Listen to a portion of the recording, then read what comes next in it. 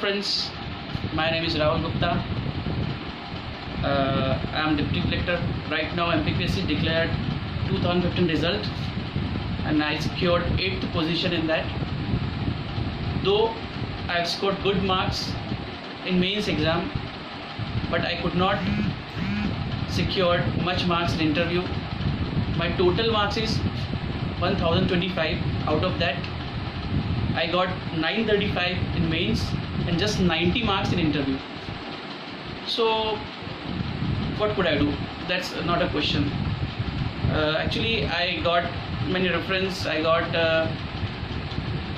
many queries from aspirants like how to score good marks in exam.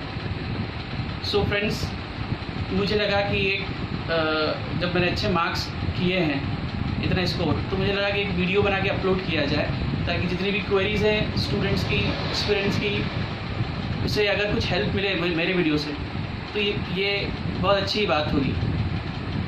तो मेरी strategy अगर मैं बताऊं, जैसे पहले मैं अपना इंट्रोडक्शन फिर से थोड़ा कंक्लूड करना चाहूँगा। मैंने 2012 का भी दिया था, उसमें मैंने एक्साइज सब इंस्पेक्टर पोस्ट ली थी। 2013 का इंटरव्यू दिया था लेकिन कोई पोस्ट नहीं मिली। 14 में डिप्टी जनरल बना था मैं एंड 15 में फाइनली डिप्टी कलेक्टर बना।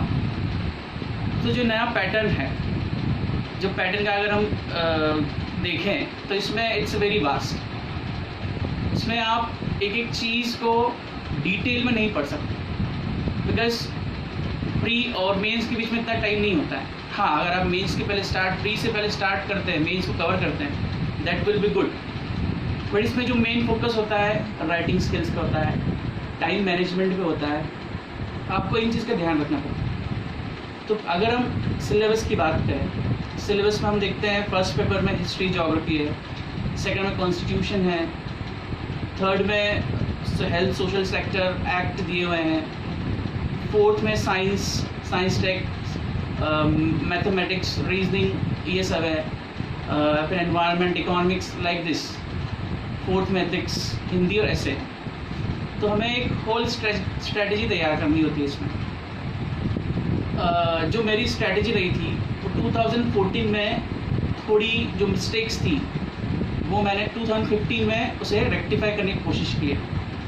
बाकी ओवरऑल जो मेरा कंटेंट था, जो मैंने 14 में जो तैयारी की थी वो सेम 15 में भी वही रखी थी। बट यही है कि मैंने जो गलतियाँ की थी उसे सुधारी थी। तो मैं ये बताना चाहूँगा कि what you should do and what you should not do और you have to avoid.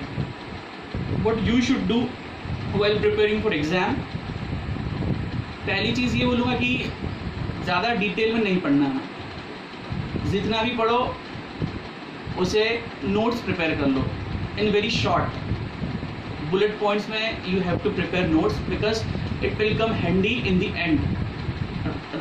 And में आपको इतना टाइम नहीं होता कि आप बुक्स को फ्लिप करें, उसके पेजेस फ्लिप करें। जो काम आते हैं एंड में वो होते हैं आपके पॉइंट्स, तो वो पॉइंट्स बड़े हैंडी होते हैं रिकॉल करने में। तो do prepare bullet points, okay.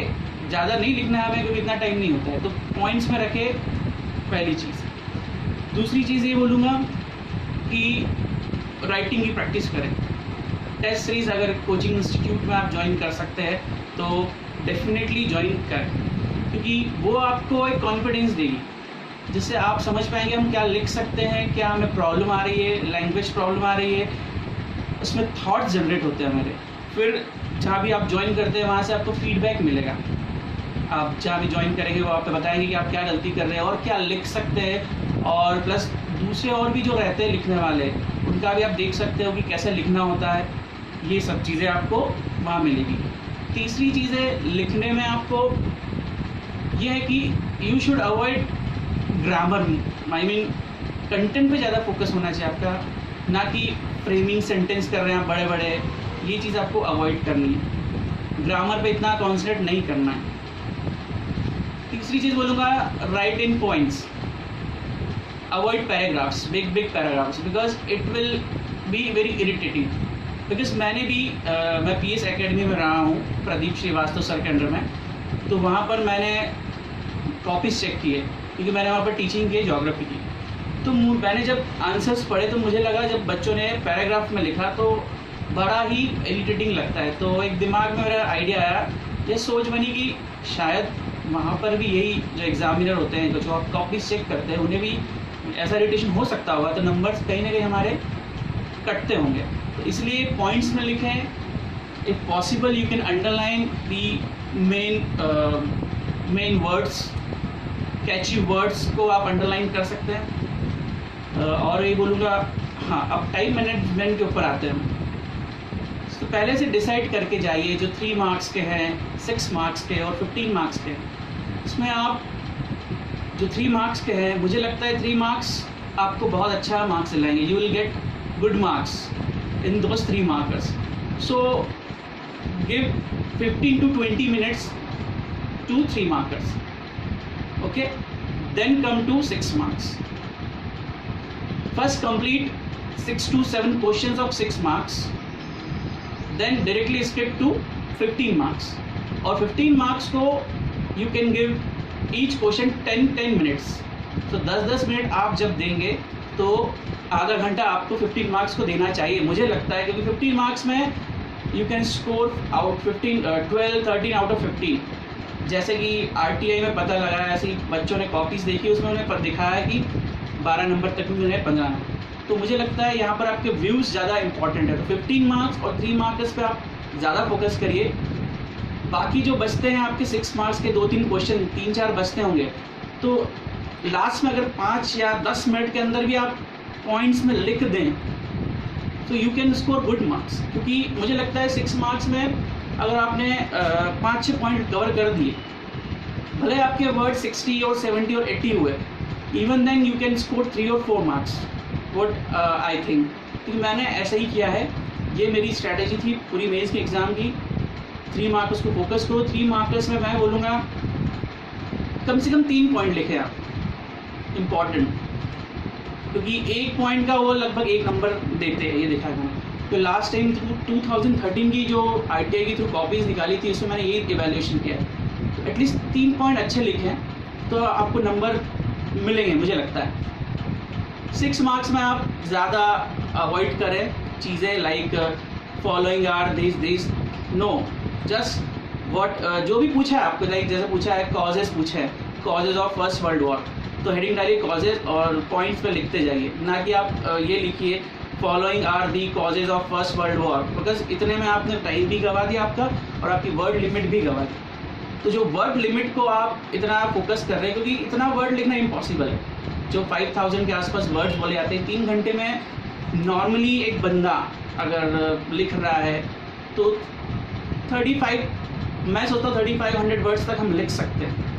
उससे ज़्यादा लिखना बहुत मुश्किल होता है। इसीलिए ऐसा ज़रूरी नहीं है अगर 100 वर्ड्स बोला है तो you have to write 100 words. 80 words भी इनफ है अगर आपका कंटेंट बहुत अच्छा है। तो इतना फोकस मत, इतना वो मत करिए कि मैं 100 वर्ड्स नहीं लिख पा रहा हूँ, बट हाँ ये सोचिए कि मैंने कवर किया है, तो इस पर ध्यान दीजिए। वो इतना गिनने मतलब काउंट नहीं करने बैठते हैं कि आपने कितने वर्ड्स लिखे हैं, आपका मेन क्वालिटी पर रहेगा पेपर। तो ये तो आपकी स्ट्रैटेजी हुई जो मैंने फॉलो की थी।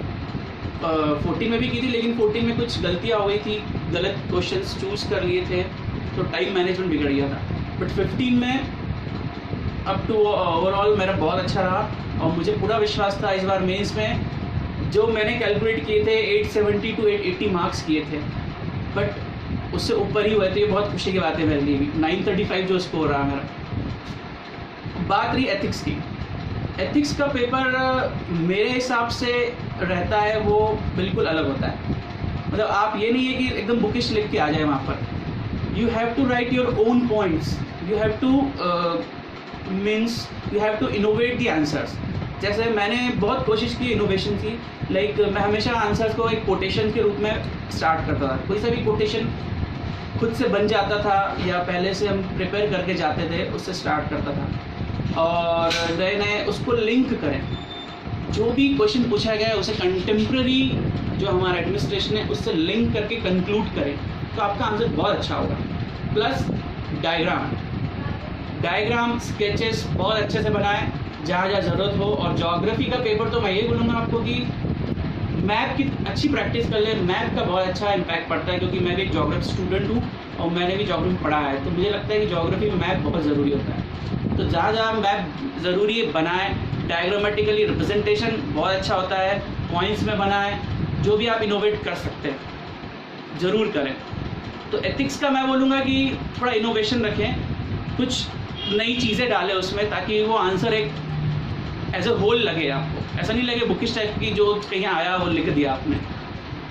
केस स्टडी में भी यही बात है, ध्यान रखें, केस स्टडी को ध्यान से पढ़ें और जो उन्होंने पूछा है उसी से रिलेट करें, उसे शॉर्ट में लिखें, सिंपल लिखें। आपको ऐसा नहीं है बड़े बड़े वर्ड्स लिखना होता है या बड़ी बड़े थॉट्स लिखें, तो ये चीज़ें अवॉइड करें। और एक चीज़ और, 6 मार्कर्स में ना तो आपको इंट्रोडक्शन देना है कोई, ना ही आपको कंक्लूड करना है, जो भी पूछा है वही लिखना है, क्योंकि आप इंट्रोडक्शन कंक्लूजन में ही टाइम वेस्ट कर देंगे तो कंटेंट नहीं लिख पाएंगे। हाँ, ये आप 15 मार्क्स में ज़रूर करें, 15 मार्क्स में छोटा सा इंट्रोडक्शन दे, फिर आपका आंसर लिखे और लास्ट में छोटा सा कंक्लूजन दे जिसमें कुछ सजेशंस हो, कुछ नई चीज़ हो। तो ये पूरी आपकी होल स्ट्रैटेजी रहेगी। और मैं अपने प्रदीप सर जो है हमारे पीएस एकेडमी वाले, उनका बहुत बहुत आभारी हूँ। उन्होंने मुझे हमेशा प्रेरित किया है, हमारी कीर्ति मैम ने भी हमेशा प्रेरित किया है कि तुम कर सकते हो, क्योंकि उन्हें लगता था कि मेरी राइटिंग स्किल्स बहुत अच्छी है। तो उन्हीं के कारण मैं आज इतनी आगे आया हूँ। उन्होंने मतलब हमेशा कुछ भी डाउट से क्लियर किए, हमेशा मेरी हेल्प की है। आगे भी वो भी यही चाहते हैं कि मैं IAS के लिए प्रिपरेशन करूँ, UPSC एग्ज़ाम दूँ। तो अभी मैंने खैर सोचा है मैं इस फील्ड में भी आगे बढ़ूँगा, आगे तैयारी करूँगा और बिल्कुल कुछ मतलब लाइफ में कुछ ना कुछ पाना है तो कुछ ना कुछ करते रहूँगा। So friends, this is all about how to score in mains. I hope you'll get it, you'll like it. So even if you have any problem, then you can contact me. I am available at Facebook. And so finally, all the best. Your exams will be scheduled on 3 June. So be prepared. All the best. Thank you very much.